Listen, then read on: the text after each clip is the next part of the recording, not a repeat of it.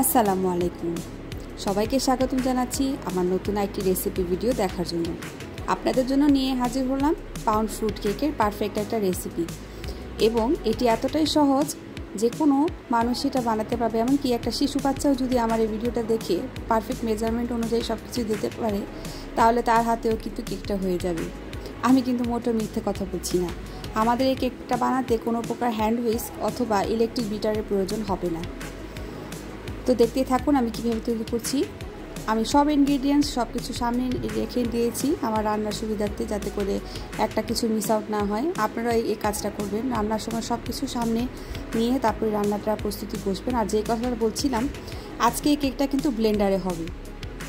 জি, Blender কিন্তু আমাদের বাসায় সবার বাসায় আছে, ঠিক না? এই ব্লেন্ডার দিয়ে কিন্তু একটা পাউন্ড কেক বানিয়ে নেওয়া যায় খুবই সহজভাবে। তো সেই রেসিপিটা আপনাদেরকে আজকে দেখাচ্ছি।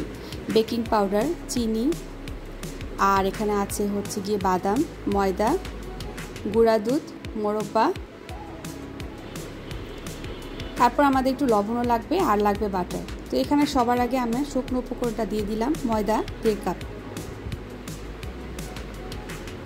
তারপর আমি দিয়ে দিচ্ছি এখানে 2 টেবিল স্পুন গুঁড়ো দুধ।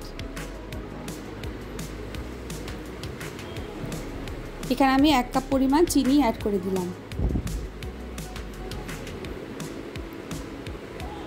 তারপর আমি দিয়ে দিচ্ছি সামান্য একটু লবণ, 1/4 টিস্পুনের মতো লবণ এখানে আমি অ্যাড করেছি। তারপর দিয়ে দিচ্ছি 1.5 চা চামচ বেকিং পাউডার। এখন আমি অ্যাড করব 1 কাপ বাটার। বাটার দিয়ে তৈরি হওয়াতে এই কেকটা কিন্তু অতুলনীয় একটা স্বাদ হয়। আর দিয়ে দিচ্ছি ভ্যানিলা এসেন্স। আর আমি এখানে 2টো ডিম অ্যাড করলাম, কিন্তু আমাদের এখানে 3টা ডিম লাগবে। 2টা ডিম আমি আগে দিয়ে কিছুক্ষণ ব্লেন্ড করে নিয়ে তারপর আবার একটা ডিম এখানে আমি অ্যাড করেছি। আমার পেজে আমি বরাবরের মতোই ইজি করে রেসিপি করার চেষ্টা করি, যাতে করে সবাই রান্না করার যেটা উইশ থাকে সেটা ফুলফিল হয়। তো এই যে এখন আমি দিয়ে দিচ্ছি কিশমিশ। আপুরা তো পারবেই, ভাইয়ারাও কিন্তু এই রেসিপিটা বানাতে পারবে, এটা এতটাই ইজি। তারপর দিয়ে দিচ্ছি মোরব্বা। এগুলোকে আমি খুব হালকা হাতে আস্তে আস্তে করে মিশিয়ে নিচ্ছি। আর একটা মোল্ড রেডি করে রেখেছি, মোল্ডে বাটার পেপার দিয়ে দিয়েছি। জাস্ট এই ব্যাটারটাকে আমি ঢেলে দিব।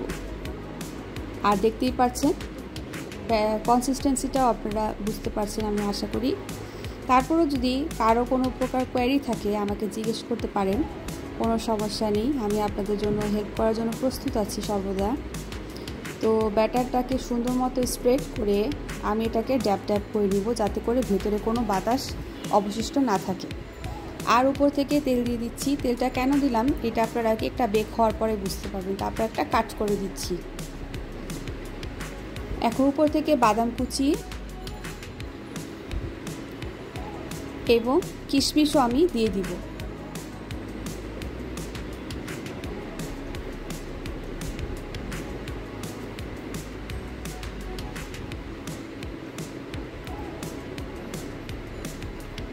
দেখতেই পাচ্ছেন ডেকোরেট হয়ে গেছে সুন্দর মতো। এখন এটা বেক করার জন্য কমপ্লিট রেডি।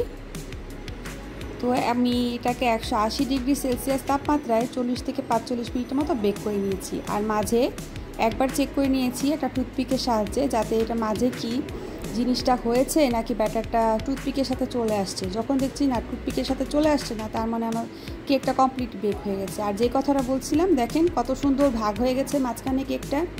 এটা কিন্তু সেই কাটটার কারণেই হয়েছে। আর উপর থেকে সুগার সিরাপ দিয়ে দিবেন।